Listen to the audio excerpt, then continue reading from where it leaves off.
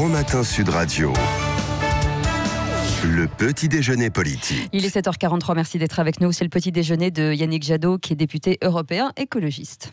Bonjour Yannick Jadot. Bonjour. On va parler environnement dans un instant, mais avant cela, Emmanuel Macron a proposé d'établir une société de vigilance dans son discours hier. Est-ce que vous êtes d'accord avec ce point de vue? Alors, vigilance, c'est face aux signes de radicalisation.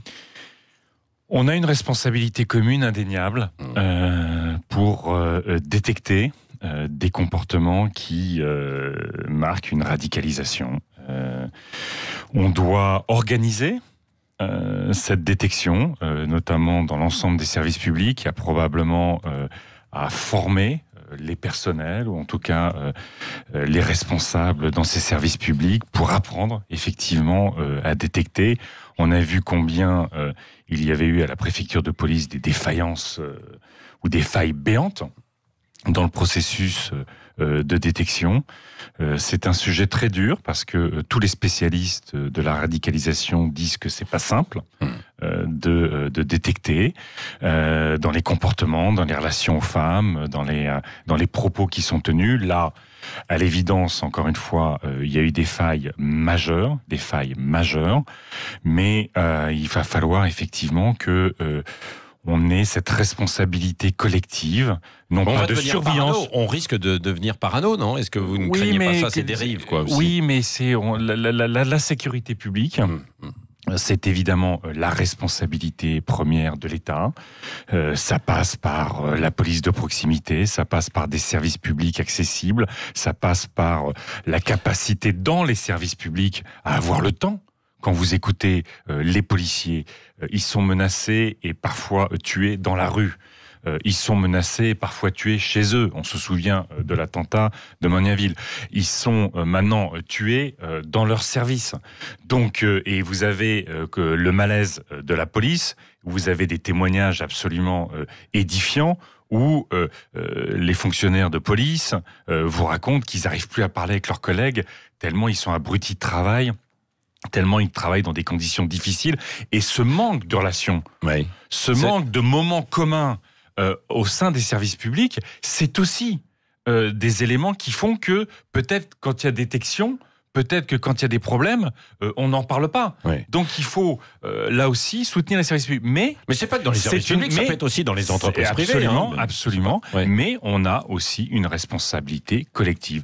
Quand on a une responsabilité collective face à des dérives, face à des menaces terroristes, comme on a une responsabilité collective face à l'incivilité, face à tous les problèmes qui aujourd'hui sont posés dans la société. Alors Yannick Jadot, je ne sais pas si vous avez vu cette vidéo depuis hier soir qui tourne d'Adama Traoré, qui s'était fait connaître comme le candidat des banlieues lors des européennes, qui appelle à manifester un rassemblement demain à Gonesse, et il appelle à la guerre, je cite, contre les politiques et les médias, parce qu'il dit que Michael Harpon, c'est une victime discriminée, c'était pas un terroriste. C'est abominable. C'est totalement abominable, c'est scandaleux. On est vraiment parfois au bout de l'abject et du cynisme. Il faut quand même qu'on fasse extrêmement attention. Là, encore une fois,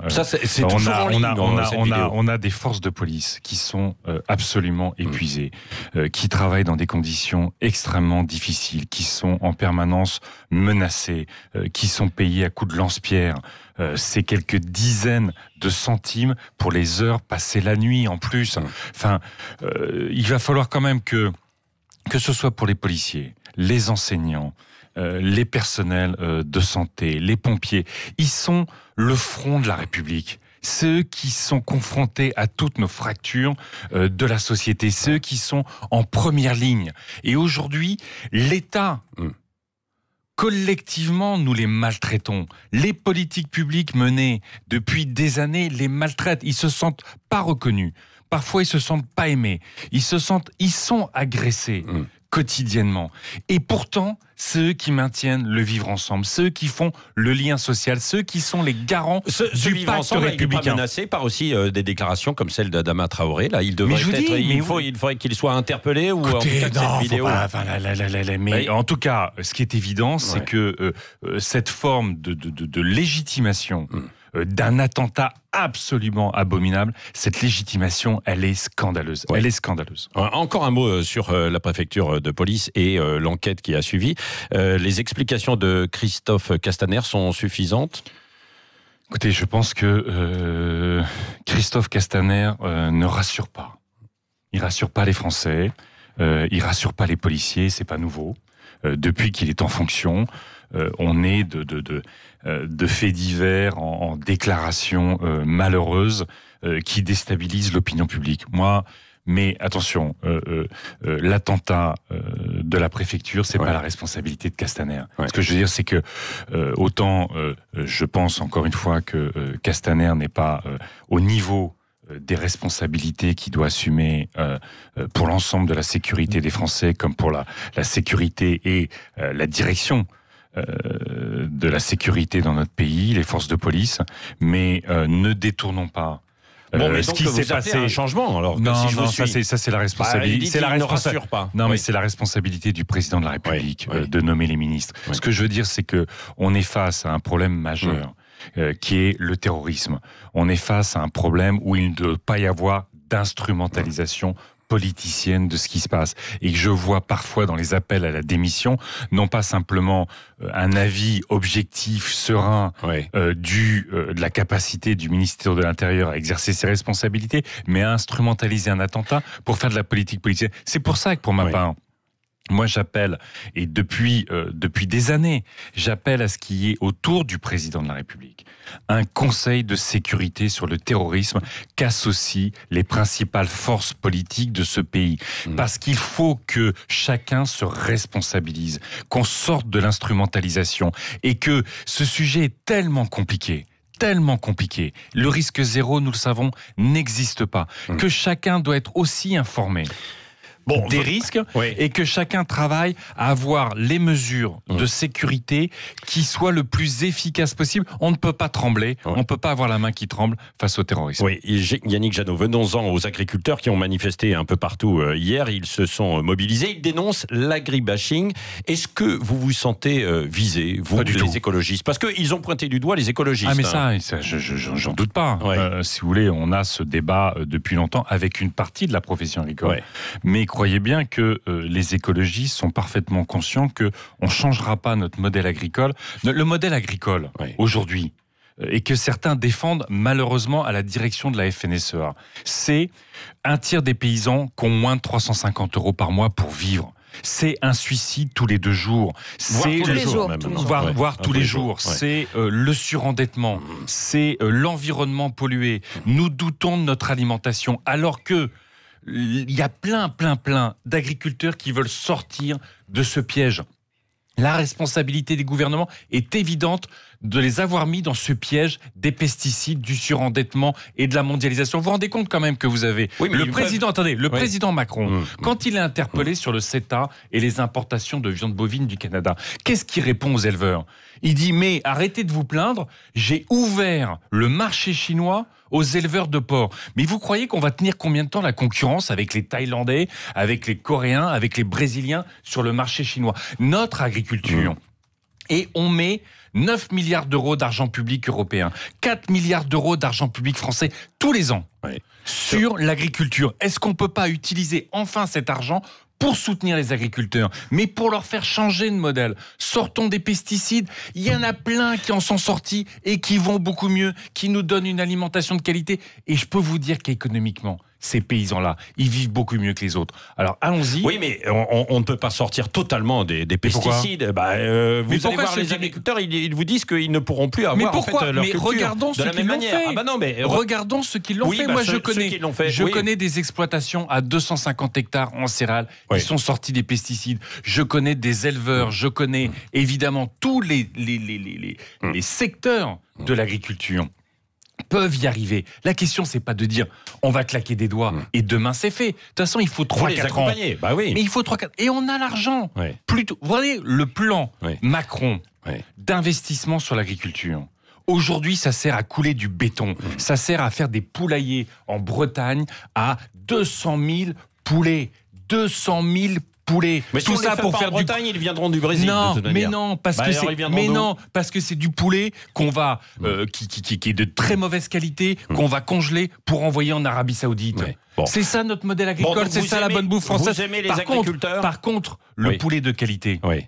Celui-là, on l'importe. Ouais. Eh bien, faisons-le chez nous, en circuit court. J'adore les agriculteurs. Je travaille avec les agriculteurs en permanence et je travaille à vouloir accompagner Ouais. ceux qui aujourd'hui sont dans le piège d'une agriculture productiviste qui nous nourrit mal, qui les nourrit mal.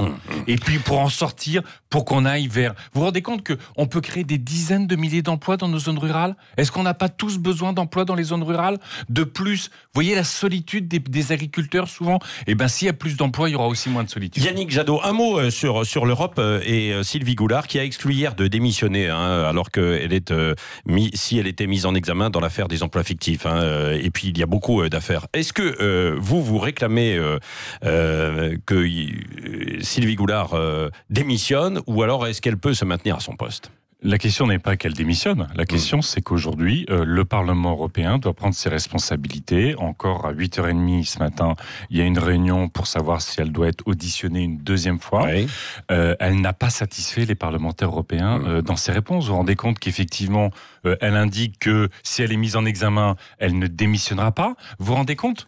L'image de la France, c'est l'image de l'Europe. On a déjà suffisamment de défiance vis-à-vis de l'Europe. Si vous avez des commissaires qui peuvent plus être ministres, mes collègues européens, ils comprennent pas. Ouais. Elle peut pas être ministre, mais elle peut être commissaire. Et puis, C'est un scandale selon vous alors. Ah, mais Pour la France en tout cas, quoi, vous pour savez, l'image de la France. Sylvie Goulard est une femme de qualité. Oui. Mais là, il y a deux problèmes. Ouais. Il y a effectivement l'affaire d'une possible mise en examen. Et puis la deuxième chose, c'est quand même qu'elle a touché 12 000 euros par mois d'un milliardaire américain. Et elle vient quand même devant les députés pour dire... en fait, vous avez raison, j'aurais dû enquêter pour savoir d'où venait cet argent, comment ce milliardaire était milliardaire, parce qu'il y a pas mal de fonds vautours. Là, on est au bout du bout. Vous touchez 12 000 euros, vous avez rien à faire et vous vous intéressez pas à d'où vient l'argent. Ça pose quand même un problème sérieux de crédibilité pour être commissaire européen.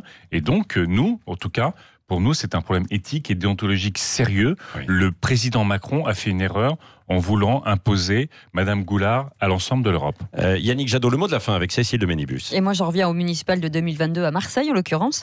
Et les militants d'Europe Écologie Les Verts ont décidé d'y aller seuls, malgré l'appel à un large rassemblement de la gauche politique et citoyen. Est-ce qu'ils ont raison de garder espoir ? Est-ce que vous pourriez éventuellement rallier la gauche ? Non, on a Pas lancé, d'union, en fait. on Ouais. lance une liste et une dynamique de rassemblement autour du projet écologiste. Ça sera une liste citoyenne. C'est une liste qui est discutée avec les acteurs de la cité phocéenne, avec les citoyens.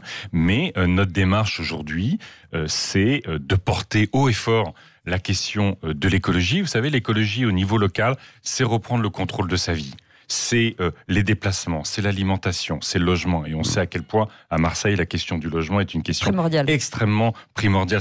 C'est la question des déchets, c'est la question de la pollution des navires. Oui, mais est-ce qu'il ne faudrait pas se rassembler avec toutes les forces de gauche ? Mais moi, je suis Non écologiste. Je suis écologiste. Je l'ai dit plusieurs fois à votre micro. Nos valeurs, c'est des valeurs de justice sociale, d'égalité des droits. Mais là, aujourd'hui, l'enjeu majeur, c'est à la fois d'offrir une relocalisation de l'économie, d'offrir des emplois de qualité, de sanctuariser les services publics et de protéger la santé de nos enfants. On a eu des canicules comme jamais l'été dernier. Ce que vous ne reconnaissez pas dans la gauche aujourd'hui. Pardon ? Ce que vous ne reconnaissez pas dans la gauche aujourd'hui. Mais la gauche est en train d'évoluer, tant mieux. Mais aujourd'hui, on a une telle urgence. Il faut agir tellement vite qu'il faut que ce soit les écologistes aujourd'hui qui prennent le volant. Voilà. Non, qui portent le message. Oui. Qui prennent les responsabilités, qui prennent la direction d'un maximum de villes pour qu'on vive mieux dans nos villes, qu'on soit moins impacté par les canicules, qu'il y ait moins de précarité énergétique, qu'il y ait plus de transport collectif parce que c'est un enjeu majeur et que nos enfants puissent grandir dans de bonnes conditions. Merci Yannick Jadot, a été l'invité ce matin de Sud Radio. Restez avec nous, il est 7h57, c'est le Grand Matin Sud Radio. 5h-10h, le Grand Matin Sud Radio. Tarzan, j'en ai marre des lianes. Se déplacer en toute liberté.